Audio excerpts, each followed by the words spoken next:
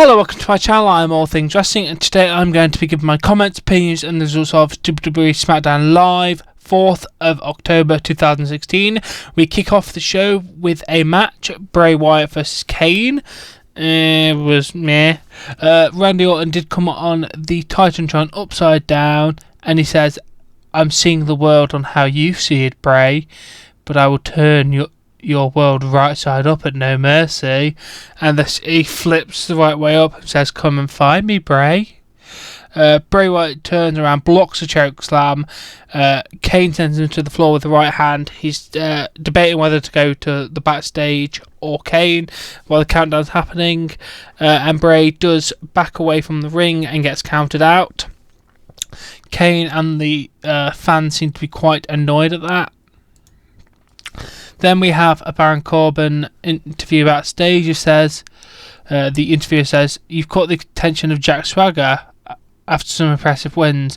Corbin then says, "He has everyone's attention, but if Swagger thinks he's going to make waves at SmackDown, he's dumber than he looks. I threaten to drop Jack Swagger and then Jack Swagger appears." Swagger does challenge Corbin to a fight. Corbin says, "I'll do all my talking in the ring," and he says, "I'm going to find Daniel Bryan and see if we can continue this conversation in the ring." It was alright. Then we had a backstage segment with Bray Wyatt, like we did last week. It's still really good. He's just looking and says, "Your time is coming, Orton." Then we had Nikki Bella versus Alexa Bliss. Nikki does go for a TKO, but Carmella runs in and causes a disqualification. Alexa Bliss and Carmella team up on Nikki Bella. Becky Lynch comes down to make the save. She manages to fight off both of them until Nikki recovers and they both clear the ring. We go to commercial and come back to a tag team match. Alexa Bliss wins with Twisted Bliss to Becky Lynch, giving her a bit of momentum going into her match with Becky on Sunday. Please do not let Becky lose this title. For my predictions, check it back on Friday. I would do it Thursday, but I will be at WCPW's Refuse to Lose live, so cannot film it then. Then we had another backstage thing with Bray Wyatt. He's looking for Orton, and then he sees a room with a rocking chair. He goes in there. Orton comes and shuts the shutter from behind and locks Bray Wyatt in. Then we go to a camera that's set up in the room, and then Bray Wyatt's banging on the door saying, "Walls cannot hold me in." It was alright. Then we had a Daniel Bryan segment with 5 breast cancer survivors. As they're going down to the ring, they start doing the yes chant. As in from Monday, there's 5 replica belts under a pink cloth. He starts promoting the More Than Pink campaign with Susan G. Komen praising the women. And then as he does that, they start doing another yes chant, and then his music plays, and he's like, "Nobody rushes me." And then he reveals the titles, and then they go to another yes chant as the women all have their titles. It's nice to see them promoting this, and they're getting faces to do it, not heels. Like when they all come on the entrance ramp, it's just out of character. Then we had the Vaudevillains versus the Hype Bros. During the match, the Ascension go onto the stage. The Hype Bros do Hype Rider to Simon Gotch. After the match, the Ascension stare down the Hype Bros.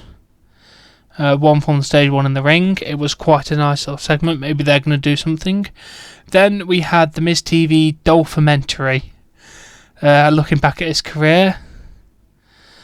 It was basically mocking Ziggler's career. It was quite funny. He basically made Dolph Ziggler look like an absolute tool. Ziggler watched the whole thing from in the ring and he says he's not impressed. I think he called Miz an ass face, threatened to slap the hell out of him. Ziggler insists he's not done, but Miz says he'll end his career on Sunday, and then he says we have, I think it was a Spirit something, I don't know, he'd made a joke, and then 2 members of the Spirit Squad, Kenny Dykstra and Mickey, come down to the ring. They do the whole thing they used to do back in 2006, and they were insulting Ziggler in it. And then Miz suggested a spot on this squad is waiting for Ziggler so they can do podcasts and signings together when his career is over. Then Ziggler says, "Do you want to go at it? Let's do it." And then Ziggler gets beat down by Kenny and Mickey. He fights him off and hits him with super kicks. Miz rushes the ring trying to get him, but he nearly gets a super kick. And then Dolph Ziggler's still getting fired up in the ring, and Miz retreats with Maurice. It was really, really good. It's nice to see a bit of the Spirit Squad and him mocking him. It's really making me really want to watch this match now, so good on you there. Then we had another segment.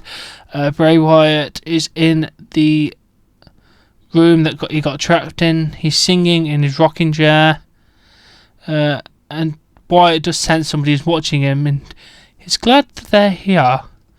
He wants to be taken home. He's ready to go home.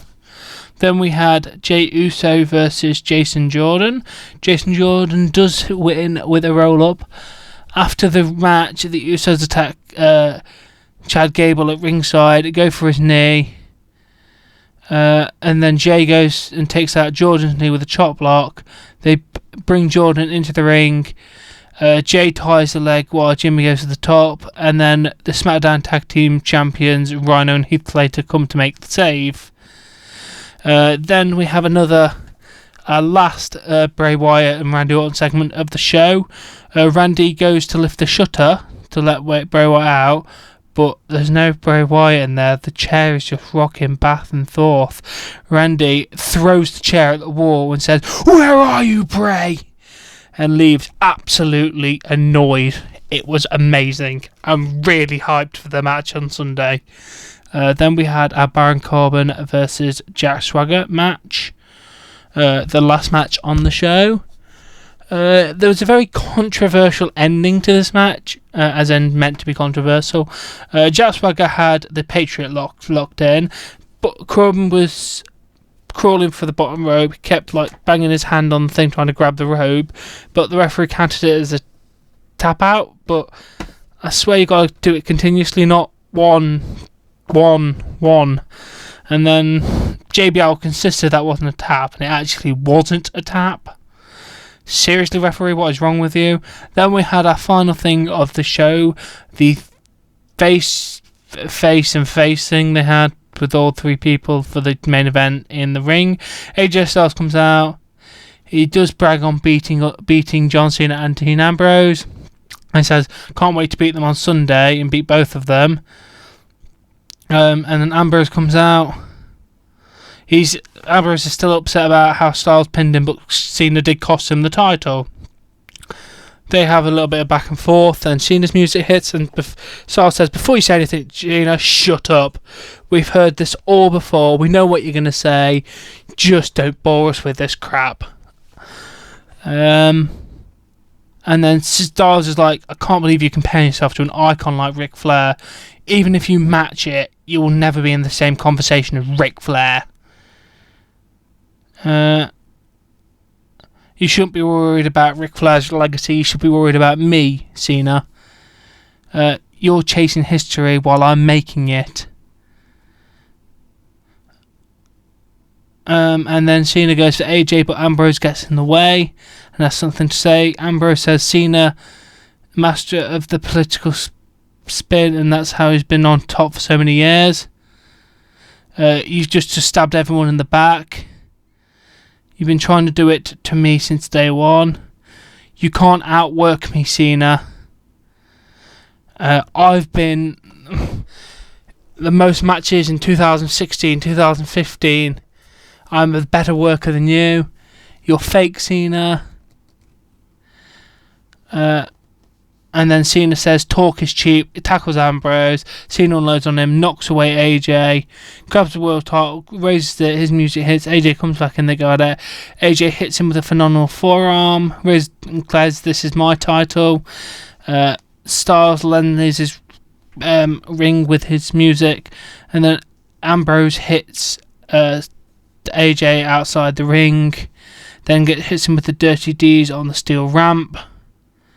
Then Ambrose raises the title, and that's how we end the show. Ambrose raising the title while Styles and Cena were both taken out. It was a really, really good SmackDown. I'm loving all of the stuff they're doing right now.